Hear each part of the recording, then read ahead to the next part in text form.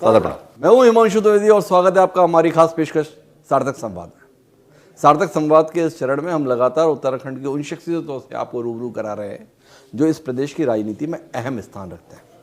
इसी क्रम में आज हम एक ऐसी शख्सियत के साथ हैं जो उत्तराखंड की तासीर से विपरीत अपना राजनीतिक जीवन साबित करते हुए आए। वो उत्तराखंड जहां पर किसी भी नेता का लगातार दूसरा चुनाव जीतना या किसी भी राजनीतिक दल का लगातार दूसरी बार सत्ता में बना रहना असंभव सा महसूस होता है, वहां पर यह शख्स जीत के नित्य निरंतर नए कीर्तिमान स्थापित करता है। तो हमारे साथ ऐसी शख्सियत है, जब अविभाजित उत्तर प्रदेश का यह हिस्सा इलाका था वह तब से विधायक हैं, वो तब से लगातार विधायक के तौर पर सतत सक्रिय है। सरकार का शायद ही कोई ऐसा विभाग हो जो जिम्मेदारी इनको ना मिली हो। बात संगठन की हो या सत्ता की, सभी में इनकी भूमिका रही।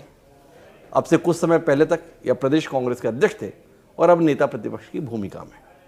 तो आप समझ गए हम बात कर रहे हैं उत्तराखंड की राजनीति का एक बड़ा चेहरा प्रीतम सिंह जी के संदर्भ में। तो प्रीतम जी, आपका बहुत बहुत स्वागत है हमारे खास कार्यक्रम सार्थक संवाद में। तो प्रीतम जी, समझना यह है कि जब चुनाव नज़दीक हैं, संगठन की बड़ी भूमिका होनी है, उस समय आपने अपनी भूमिका बदल ली या संगठन ने आपकी भूमिका बदल दी? क्या हुआ ऐसा जो 4 साल के संघर्ष के बाद आपको एकाएक उस जिम्मेदारी के हवाले कर दिया जहां कोई जिम्मेदारी शायद बची ही नहीं थी?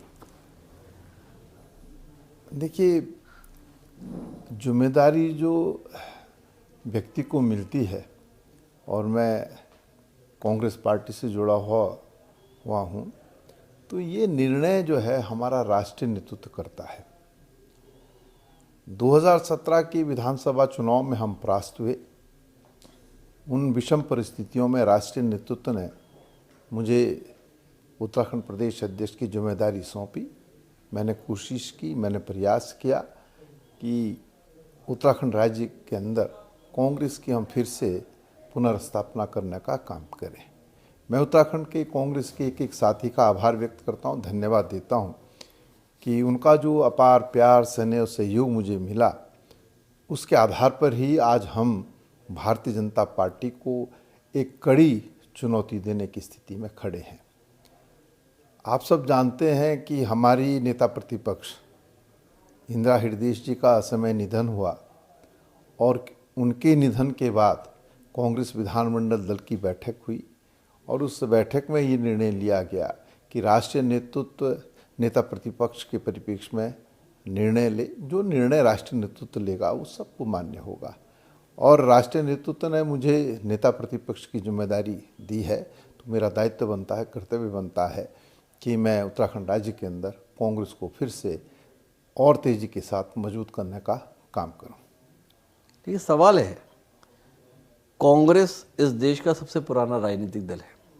कांग्रेस का अनुसरण बाकी राजनीतिक दल करे समझ में आता है, पर यह भाजपा के पीछे चलने की कांग्रेस की कौन सी रणनीति है? उन्होंने अपने नेता बदलने का सिलसिला शुरू किया तो आपकी कांग्रेस भी नेता बदलने के सिलसिले में आ गई। आप 4 साल संघर्ष किए, निर्णायक मौका आया, उस समय आपकी भूमिका बदल दी।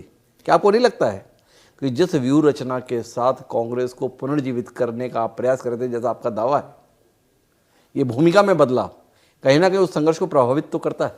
देखिए, मेरा दावा नहीं है, हकीकत हर चीज़ को बयां करती है जी। 2017 में हम परास्त हुए जी और स्वाभाविक बात है, जो पराजय थी वो बहुत बड़ी पराजय थी जी, और उससे हताशा और निराशा का एक वातावरण था। और उन विषम परिस्थितियों में मेरा दायित्व बनता था कि हम कांग्रेस को फिर से खड़ा करने का काम करें। काफ़ी हद तक हम उसमें कामयाब हुए जी। आज प्रत्येक विधानसभा के अंदर कांग्रेस भारतीय जनता पार्टी को चुनौती देने की स्थिति में खड़ी है। और आपने कहा कि असमय, देखिए परिस्थितियां जब बदलती हैं जी, तब निर्णय भी तदनुसार लिए जाते हैं। हमारी नेता इंदिरा हृदयेश जी थी, वो नेता प्रतिपक्ष के रूप में काम कर रही थी, असमय उनका निधन हो गया। और राजनीतिक परिस्थितियां जब बनती और बिगड़ती हैं, उस परिप्रेक्ष्य में राष्ट्रीय नेतृत्व निर्णय लेता है, और राष्ट्रीय नेतृत्व ने निर्णय लिया, मुझे नेता प्रतिपक्ष की जिम्मेदारी सौंपी है, तो नेता प्रतिपक्ष की जिम्मेदारी में भी मेरा दायित्व बनता है कि हम कांग्रेस को मजबूत करने का काम करें। इस जिम्मेदारी पे तो अपन बात करते ही हैं, पर थोड़ा सा आपसे समझना चाहूँगा कि जिस बुरी पराजय का सामना 2017 में कांग्रेस पार्टी को सत्ता में रहते हुए करना पड़ा, उसके बाद किया क्या आपने ऐसा जिसके चलते आपको लगता है कि पार्टी वापस मजबूती के साथ खड़ी हो गई है, भाजपा को चुनौती दे रही है, बदलाव की संभावनाएं आप देख पा रहे हैं? क्या किया आपने ऐसा जिसके चलते ये सब हो पाया? देखिए, अपने हाथ से अपनी पीठ नहीं थपथपाई जाती है जी और वास्तविकता आपके पास है। जी आप भी लोकतंत्र के चौथे स्तंभ हैं जी और आप भी हर चीज़ को बड़ी नज़दीक से देखते हैं। जी। क्या आपको नहीं लगता है कि उत्तराखंड राज्य के अंदर कांग्रेस भारतीय जनता पार्टी को कड़ी चुनौती देने का काम कर रही है? क्या आपको नहीं लगता है कि 2022 में कांग्रेस की वापसी होने जा रही जी। है? तो देखिए, मैंने कहा कि राजनीति में मैं नहीं होता है, जी राजनीति में हम होता है। जी अकेला व्यक्ति जो है कुछ नहीं कर सकता है। जब राजनीतिक दल में हम रहते हैं तो लंबा चौड़ा संगठन आपके साथ खड़ा। तो कांग्रेस के एक एक साथी ने मिलकर के प्रयास किया, हमने संघर्ष किया, सदन से लेकर सड़क तक जो है हम लड़ाई लड़ते रहे और आज परिस्थितियां ये बन गई है कि उत्तराखंड के लोग जो है कांग्रेस की ओर फिर से देखने का काम कर रहे हैं। पर मेरा सवाल आपसे इसलिए है प्रीतम जी कि ये जो दौर है वो कांग्रेस के इतिहास का सबसे खराब दौर है। राष्ट्रीय परिप्रेक्ष्य में बात करें तो जिस प्रकार से पार्टी की संख्या बल की स्थितियां हैं वो सामने है और आप जो दावा कर रहे हैं उसके विरोध के आंकड़े हैं। पिछले 5 साल में जितने भी चुनाव हुए हैं उस सब में भाजपा का ही वर्चस्व रहा है, चाहे लोकसभा की बात करें, चाहे लोकल बॉडीज़ की बात करें या उपचुनाव की बात करें। तो इसके बावजूद भी अगर आप ये कह रहे हैं कि हम बहुत मजबूती से ज़मीन पर खड़े हो गए, तो इसलिए आपसे समझना चाहते हैं क्या ऐसा किया जिसके कारण आपको लगता है कि आप मजबूत हुए और किन कारणों से हुए? थोड़ा रोशनी दीजिए ना कि क्या ऐसा किया आपने। जनता तो इतनी नाराज थी आपसे, आप सत्ता में रहते हुए इतनी बुरी तरीके से हारे कि आपके मुख्यमंत्री इस प्रदेश के नहीं देश के बड़े नेता के तौर पर आप जिनको प्रस्तुत करते हुए नहीं आगाते, वो अपनी विधानसभा सीटें बचाने में नाकाम रहे। देखिए, सही बात है कि 2017 के विधानसभा चुनाव से पूर्व कांग्रेस से हमारे बहुत सारे साथी हमसे अलग हुए जी और जब परिस्थितियां ऐसी बनती है तो स्वाभाविक बात है कि वातावरण भी उससे दूषित होता है। और राजनीति में, चुनाव में हार जीत एक सिक्के के 2 पहलू होते हैं। जब हम चुनाव मैदान में जाते हैं हम तो चुनाव जीतते भी हैं, हारते भी हैं, उससे कोई अंतर राजनीतिक दलों पर नहीं पड़ता है। हर दल जो है राजनीति में संक्रमण काल से गुजरता है। तो कांग्रेस भी इस समय जो है हम ये कह सकते हैं कि संक्रमण काल से गुजर रही है, लेकिन कांग्रेस समाप्त नहीं हुई है। अकेला कांग्रेस ऐसा राजनीतिक दल है जो कश्मीर से लेकर कन्याकुमारी तक विद्यमान है। कांग्रेस राजनीतिक दल नहीं, बल्कि अगर मैं ये कहूँ एक विचारधारा है, तो उस विचारधारा से ओतप्रोत जो है देश के अंदर लोग हैं। तो ये चुनाव हारे या जीते से फर्क नहीं पड़ता। आपने कहा कि आप कैसे कह रहे हैं कि हम मजबूत हुए, तो मैं कहना चाहता हूँ थराली का उपचुनाव हुआ, हमने उस चुनाव को जो है सरकार के खिलाफ लड़ने का काम किया, हम मात्र 1900 वोट से हार गए। हम पिथौरागढ़ का चुनाव हुआ, बिल्कुल कांटे का संघर्ष था, हम हारे जरूर, लेकिन भाजपा ये समझ गई कि कांग्रेस फिर से खड़ी हो गई है। चाहे सल्ट का चुनाव का मैं जिक्र करूं, इसके साथ साथ नगर निकाय के चुनाव हुए, हमने 2 जगह जो है मेयर जो है हम जीते हैं, हमारी नगर पालिकाएं, नगर परिषदों में हम जीते हैं। तो आप किस आधार पर कह रहे हैं कि कांग्रेस खत्म हुई? देखिए, ये सब चीज़ें चलती है भाई, हार जीत चलती रहती है, लेकिन हम उठ करके खड़े हुए हैं जी। और अगर आज मैं ये कहूँ, आप मेरा साक्षात्कार ले रहे हैं, तो ये भी एक बात है कि कांग्रेस फिर से खड़ी हुई है और भाजपा को कड़ी टक्कर दे रही। क्योंकि जिस राजनीतिक दल ने इस प्रदेश के अंदर ये सरकार बनाने का काम किया है, भाजपा का मैं जिक्र कर रहा हूँ, उसने 2017 के चुनाव में बड़े बड़े वादे किए थे। उन वादों में से एक भी वादा पूरा नहीं हुआ है।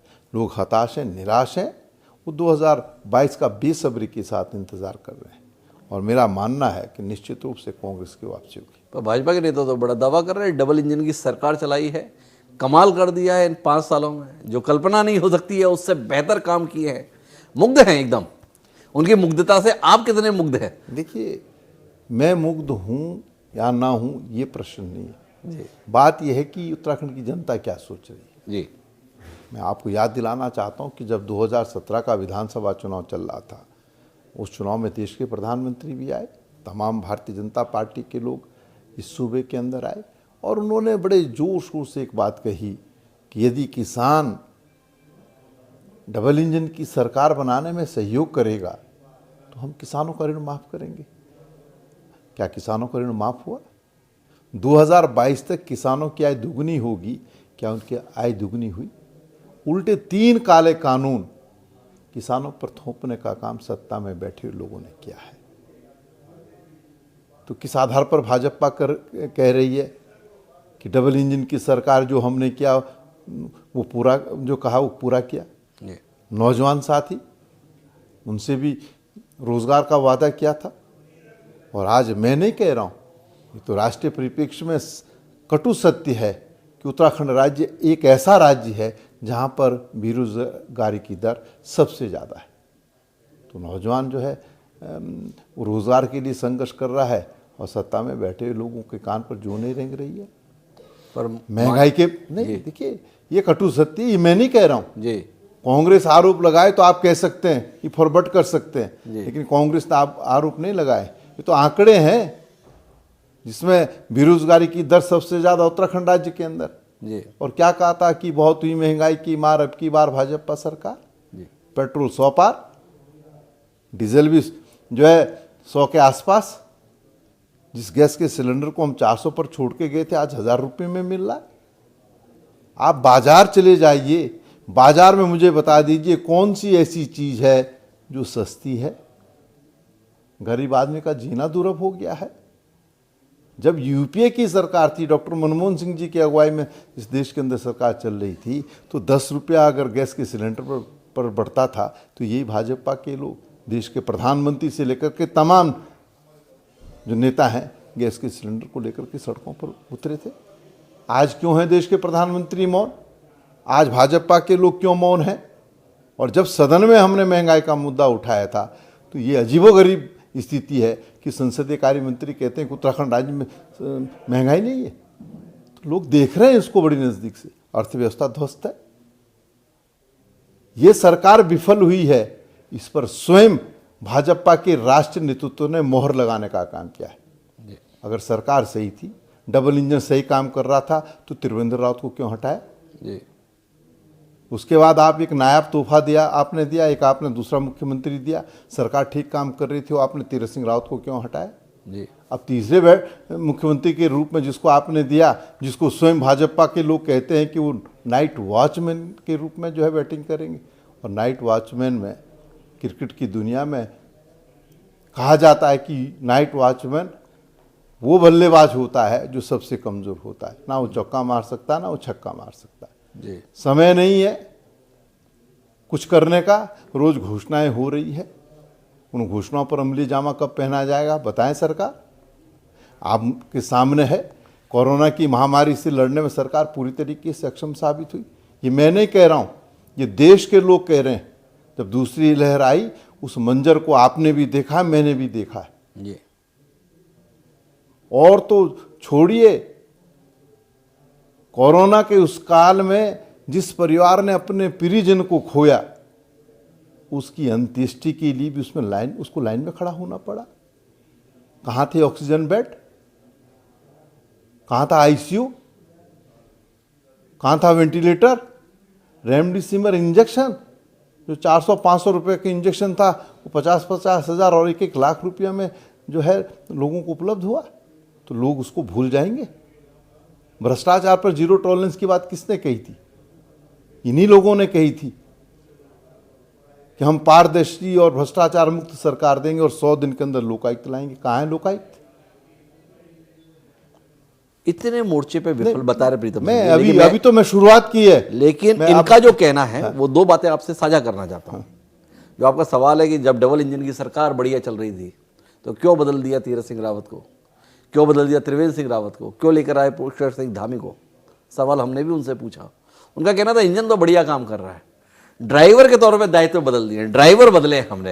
ये ड्राइवर बदलाव से कितना इत्तेफाक रखते हैं प्रीतम सिंह जी? देखिए, इंजन बहुत बढ़िया था, जी गाड़ी बहुत बढ़िया थी जी लेकिन ड्राइवर अनाड़ी था। जी ये मानते हैं ना भाजपा के लोग। जी और जब अनाड़ी ड्राइवर बहुत अच्छे इंजन और बहुत अच्छी गाड़ी को चला रहा होता है तो क्या होता है? जी एक्सीडेंट ही होता है ना। जी तो एक्सीडेंट हुआ।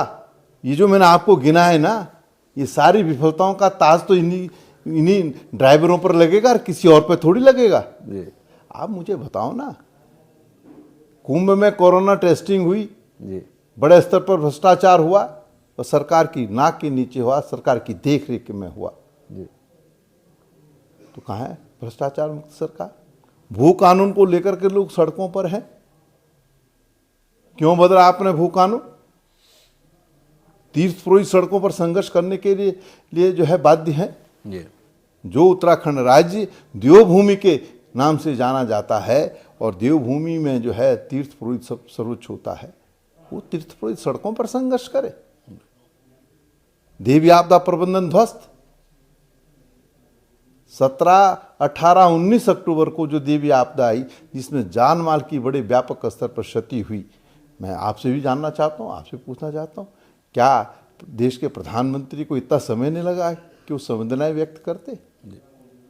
केदारनाथ आ सकते हैं लेकिन उस त्रासदी से जिन लोगों को क्षति हुई उनके बीच नहीं जा सकते। गृह मंत्री आते हैं, कहाँ है पैकेज, कहाँ है डबल इंजन? जी एक बात हो तो मैं कहूँ बड़ी लंबी चौड़ी फेरिस्त है, जनता एक एक बात का सवाल पूछ रही है और इसीलिए मैं कहता हूँ कि प्रधानमंत्री जी केदारनाथ आए, कुछ कह नहीं पाए। जी प्रीतम जी, एक सवाल है, आपने फेरिस्त गिना दी इस सरकार की विफलता की, तर्कों के साथ आप अपनी बात रख रहे हैं। कमोबेश ऐसी तर्कों के साथ 2017 में भारतीय जनता पार्टी के नेता थे जो 2012 से लेकर 2017 तक आपकी तत्कालीन सरकार की विफलताओं को गिनाते थे। उस समय पे भी त्रासदी थी, उसके भ्रष्टाचार को लेकर भी तमाम किस्से कहानियां चली। आपसे सवाल ये है प्रीतम जी कि दोनों पार्टियों को बारी बारी से राज्य की जनता आजमा रही है और निराश हो रही है। उत्तराखंड का इतिहास परिवर्तन का इतिहास बन के रह गया। जन अपेक्षाओं को पूरा कर पाने में दोनों राजनीतिक दल नाकाम साबित हुए हैं, ऐसा इतिहास बताता है। क्या ये नाकामी का इतिहास तीसरी ताकत के उदय की संभावना को पैदा कर रहा है? मैं आपसे पूछना चाहता हूँ, जब 2002 में राज्य बनने के बाद पहली विधानसभा का गठन हुआ, जो चुनाव हुआ था, उसमें कांग्रेस की सरकार बनी जी तो क्या नारायण दत्त तिवारी जी के कार्यकाल में कोई विकास का काम नहीं हुआ? जी क्या हमने उत्तराखंड को आगे बढ़ाने का काम नहीं किया? जी देखिए, हुआ बहुत कुछ है। देखिए, और एक बात मैं बड़े स्पष्ट तौर पे कहना, राजनीति में एक बात बड़ी अजीबोगरीब है जी कि हम एक दूसरे पर आरोप प्रत्यारोप लगाने का काम करते हैं और मैं समझता हूँ बिना तथ्यों के किसी पे आरोप और प्रत्यारोप लगाना कदापि उचित नहीं है। मैं इस बात का पक्षधर नहीं हूँ। देखिए, तथ्य हो, तथ्य के अंतर्गत बात है। आपने कहा कि 2002 में नारायण दत्त तिवारी की सरकार थी, क्या काम नहीं हुआ? 2007 में चुनाव हुए, क्या जनता ने आपके काम पर मोहर लगाई? नहीं। देखिए, 2007 से 2012 भाजपा की सरकार रही, क्या भाजपा के काम के प्रति जनता ने संतुष्टि व्यक्त की? देखिए, 2012 से 2017 तक कांग्रेस की सरकार रही, क्या जनता भरोसा कर पाए कि इन्हें सत्ता में बने रहने दी जाए? तो तथ्य यह है और इसके आधार पर प्रीतम सिंह जी जैसे अनुभवी राजनीतिज्ञ से सवाल है। सवाल इसलिए है कि प्रीतम सिंह जी 1993 में जीते, अच्छा काम किया 1998 में भी जीते, ठीक काम किया 2002 में भी जीते, 2007, 2012, 2017 लगातार जीत की फेरिस्त है। पर पार्टी के संदर्भ में यह फेरिस्त दिखाई नहीं देती। प्रीतम सिंह जी इस सवाल से बच कैसे सकते हैं? देखिए, मैं किसी भी सवाल से बचना नहीं चाहता हूँ। जी देखिए, लोकतंत्र में यही खूबसूरती है जी अंतोगत्वा निर्णय जो है वो जनता लेती है। जी लेकिन हम अगर ये कह दें कि कुछ हुआ नहीं है तो मैं कदापि इससे सहमत भी नहीं हूँ। अगर माना 2002 से 7 में कुछ नहीं होता तो 2012 में भी हमारी वापसी नहीं होती। कि लोगों को जो अपेक्षाएं थी, माना मैं प्रीतम सिंह हूँ और मुझसे लोग बहुत सारी अपेक्षाएं पाल लें, उतनी अपेक्षाओं को अगर मैं पूरा ना कर पाऊँ तो स्वाभाविक बात है लोगों का रोष होता है। और यही लोकतंत्र है कि जनता जो है अपना फैसला सुनाती है और हम उसको स्वीकार करते हैं। आपने कहा कि कांग्रेस और बीजेपी की सरकारें बनती हैं, फिर दूसरे की बनती है, ये अपनी जगह है। लोग ये निर्णय ना तो आप ले सकते हैं ना प्रीतम सिंह ले सकता है, ये निर्णय तो जनता को लेना। आपने तीसरे विकल्प की बात करी, इस राज्य के अंदर कोई तीसरा विकल्प मुझे दिखाई नहीं दे रहा है। जी, मैं बड़े स्पष्ट शब्दों में कहना चाहता हूँ। बहुत सारे लोग कहते हैं कि हम वहाँ का मॉडल लाएंगे, हम वहाँ का मॉडल लाएंगे। ये उत्तराखंड राज्य है। जी, आप ये बताइए, क्या दूसरे मॉडल को ला करके इस राज्य की परिस्थितियों को बदला जा सकता है? वहाँ की परिस्थिति में और यहाँ की परिस्थिति में जमीन आसमान का फर्क है। अगर आपको मॉडल सुधारना है तो उत्तराखंड को ही सुधारना होगा, यहीं पर जो है बैठ करके काम करना होगा। बहुत आसान होता है कहना हम ये कर देंगे और ये कर देंगे, और जब हम ये बात कहते हैं तो स्वाभाविक बात है जनता उसका संज्ञान भी लेती है, ऐसा नहीं। तो जो आपने विकल्प की बात कही, वो विकल्पहीन है, कोई नहीं है। और 2022 में सोनिया जी की अगुवाई में, राहुल जी की अगुवाई में कांग्रेस की वापसी होने जा रही है, ये कटु सत्य है। और मैं फिर आपसे जो है जब चुनाव के नतीजे आएंगे तब रूबरू होने का काम करूंगा, तब मैं कहूंगा कि जो हमने कहा था वो सच हुआ है या गलत हुआ। आपके दावे के संदर्भ में दो सवाल हैं मेरे। व्यक्ति के तौर पर प्रीतम सिंह जी जो समझ पाए, इतने लंबे अनुभव के बावजूद भी अपनी पार्टी को समझा क्यों नहीं पाए?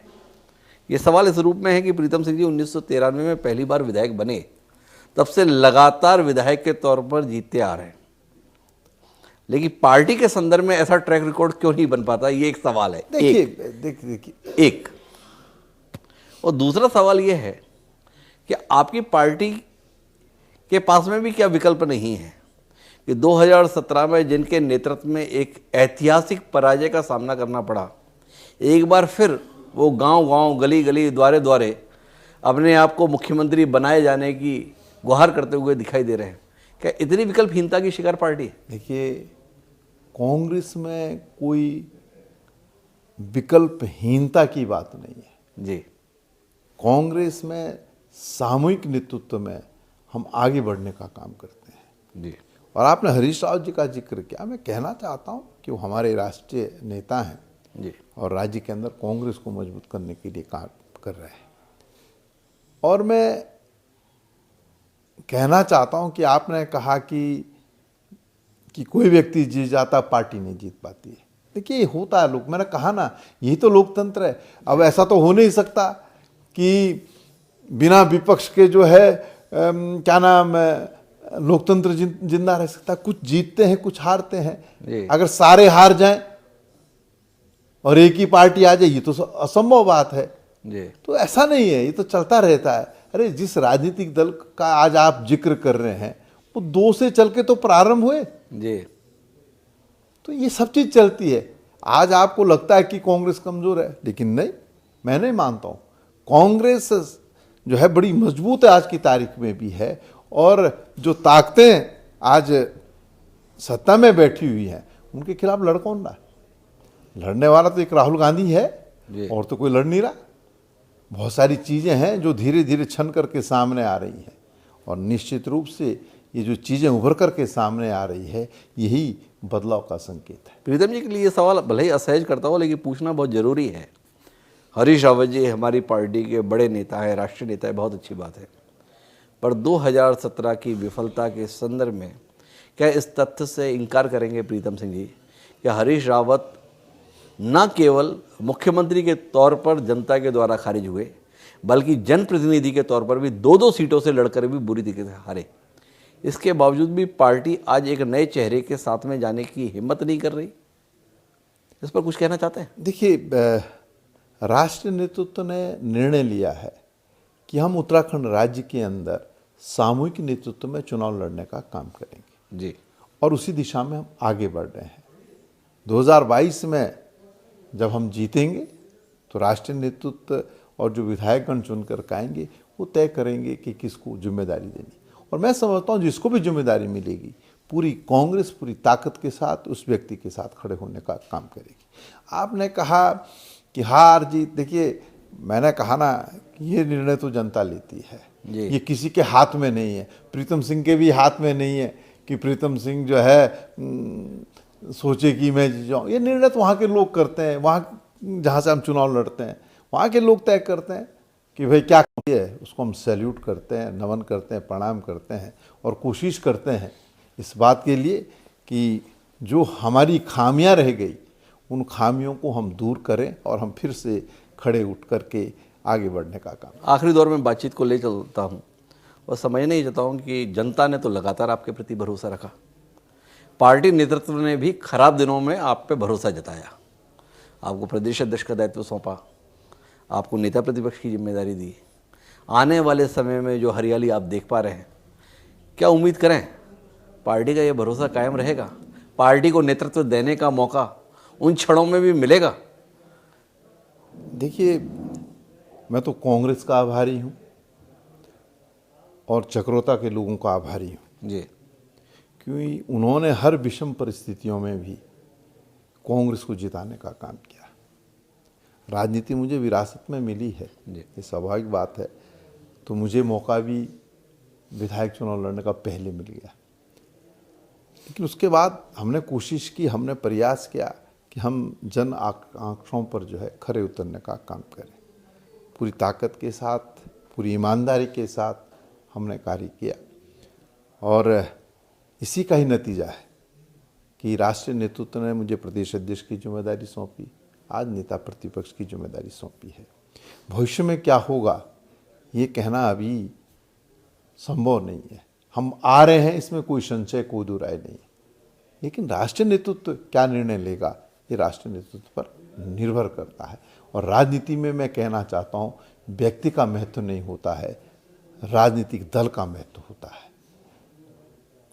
और राजनीतिक दल में जो राष्ट्रीय नेतृत्व होता है उस स्वरूप वो होता है। राहुल जी, सोनिया जी इस परिप्रेक्ष्य में निर्णय लेंगे, जिसके पक्ष में भी निर्णय होगा, जिसे भी वो बागडोर सौंपना चाहेंगे, हम सब लोग उनके साथ खड़े होंगे। आखिरी सवाल, इतना अनुभव, ऐसी ऐतिहासिक विरासत के उत्तराधिकारी होने के बाद भी आप इतना बचकर अभिव्यक्ति कर रहे हैं। दूसरी तरफ हरीश रावत है जो सड़क पर भी जोर जोर से चिल्ला ले रहे हैं कि मुझे एक बार, आखिरी बार मुख्यमंत्री बना दीजिए। केदारनाथ में जाकर सीधे गुहार भी कर ले रहे हैं, बस एक मौका और दे दीजिए। प्रीतम सिंह जी, ऐसी अभिव्यक्ति, ऐसी भावना व्यक्त करने के संदर्भ में संकोच किस कारण कर रहे हैं? नहीं, देखिए, मैं संकोच नहीं कर रहा हूँ जी, मैं कांग्रेस का एक अनुशासित सिपाही हूँ जी, और जो दायित्व मुझे कांग्रेस आला कमान ने सौंपा है, मैं उस दायित्व का निर्वहन करने का काम कर रहा हूँ। जी। मेरी कोशिश है, मेरा प्रयास है कि हम अपने दायित्वों का निर्वहन करें। और हरीश रावत जी के परिप्रेक्ष्य में आपने कहा भाई उनका बड़ा एक लंबा राजनीतिक अनुभव है, जी, वो कोई बात कहते हैं तो निश्चित रूप से हम सब लोग प्रयास करते हैं, कोशिश करते हैं कि हम उसका अनुसरण करना का काम करें, उस दिशा में आगे बढ़ने का काम करें। और मेरा तो हमेशा प्रयास रहा कि उत्तराखंड राज्य के अंदर सोनिया गांधी, राहुल गांधी जी की कांग्रेस मजबूत हो। और मैंने कहा कि राजनीति में व्यक्ति का महत्व नहीं होता है, दल का महत्व होता है। और मैं कांग्रेस पार्टी का एक सिपाही हूँ, जो दायित्व मुझे सौंपा जाएगा उसका निर्वहन हम पूरी ईमानदारी के साथ करेंगे। मैं उत्तराखंड के लोगों को आश्वस्त करना चाहता हूँ और मेरे चाहत भी है, मेरा प्रयास भी है कि हम इस राज्य को पारदर्शी, भ्रष्टाचार मुक्त सरकार दे पाएँ, तो मैं समझता हूँ कि ये बहुत बड़ी उपलब्धि इस राज्य के लिए होगी। आपने इतना ज़्यादा गांधी परिवार के संदर्भ में कह दिया कि मेरे से रहा नहीं गया वो एक आखिरी सवाल कर लेने के संदर्भ में, कि जिस गांधी परिवार के संदर्भ में आप इतनी बात कह रहे हैं, उस परिवार की एक और सदस्य है, नाम उनका प्रियंका गांधी है, उत्तर प्रदेश में कमाल कर रही हैं। कौन सी ऐसी घोषणा है जो प्रियंका जी के माध्यम से हो नहीं रही है? 40% टिकट महिलाओं को दिए जाने का ऐलान उन्होंने किया है। क्या ऐसे किसी ऐलान की, ऐसे किसी प्रयोग की जरूरत प्रीतम सिंह जी उत्तराखंड में भी महसूस नहीं करते? देखिए, आपने जिक्र किया गांधी परिवार का, ज़रा याद करिए उस गांधी परिवार को जिस गांधी परिवार ने अंग्रेजी हुकूमत के खिलाफ जंग लड़ने का काम किया। उस वक्त जब जंग लड़ी जा रही थी आज़ादी की, कोई पता नहीं था कि राष्ट्र कब आज़ाद होगा। आज़ाद हिंदुस्तान में हमने सांस ली तो उसमें राष्ट्रपिता महात्मा गांधी, तमाम जो स्वतंत्रता संग्राम सेनानी हैं, उनका बहुत महत्वपूर्ण योगदान रहा। लेकिन क्या आप गांधी परिवार को उससे अलग कर सकते हैं? जो उन्होंने राष्ट्र के लिए क्या क्या वो कम है? आज उस पर भी राजनीति हो रही है, लेकिन क्या हम इस कटु सत्य को झुठला सकते हैं कि स्वतंत्रता संग्राम में जो है गांधी नेहरू परिवार का योगदान नहीं रहा? तो ऐसा नहीं है। जिन्होंने इस राष्ट्र के लिए अपना सर्वोच्च निछावर करने का काम किया, क्या विषम परिस्थितियां रही हो, क्या हम इंदिरा गांधी जी के बलिदान को भुला सकते हैं? क्या हम राजीव गांधी जी के बलिदान को भुला सकते हैं? नहीं भुलाया जा सकता।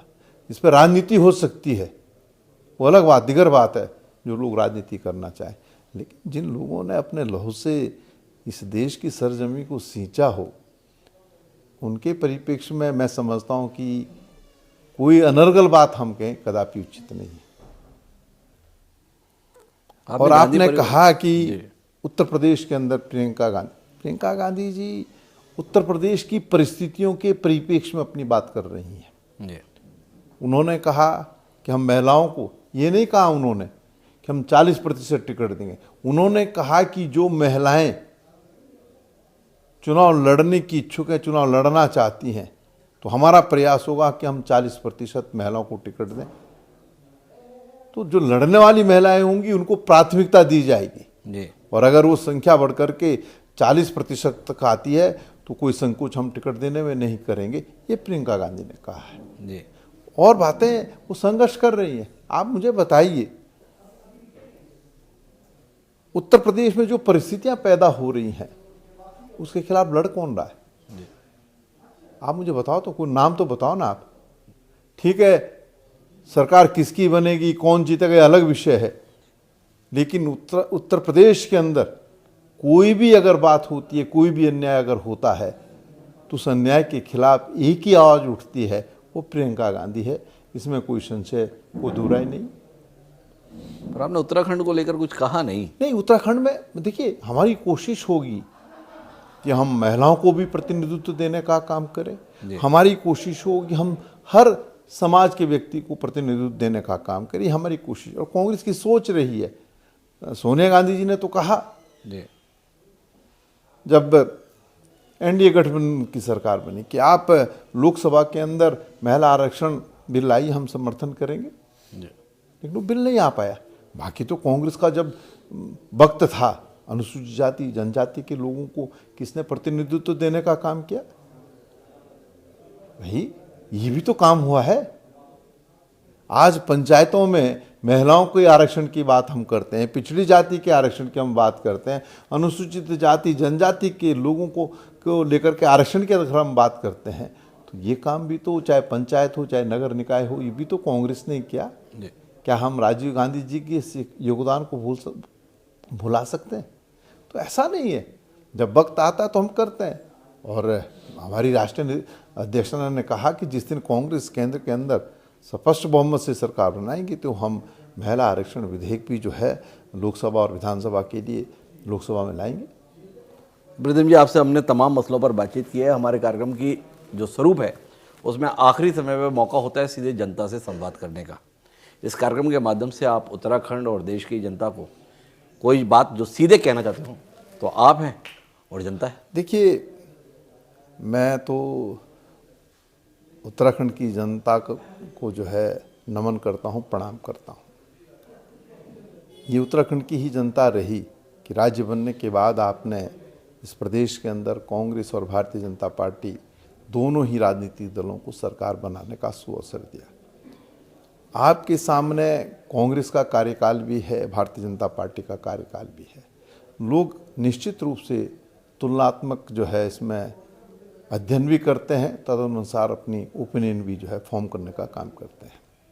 मैं तो एक ही बात कह सकता हूँ कि 2022 में अगर उत्तराखंड के लोगों का प्यार से आशीर्वाद मिला हमको सरकार बनाने के लिए, तो हम उनसे वादा करते हैं कि हम इस राज्य के अंदर भ्रष्टाचार मुक्त सरकार देने का प्रयास करेंगे और उत्तराखंड राज्य को विकास के रास्ते में आगे ले जाने का भरकस प्रयास करेंगे, कोशिश करेंगे।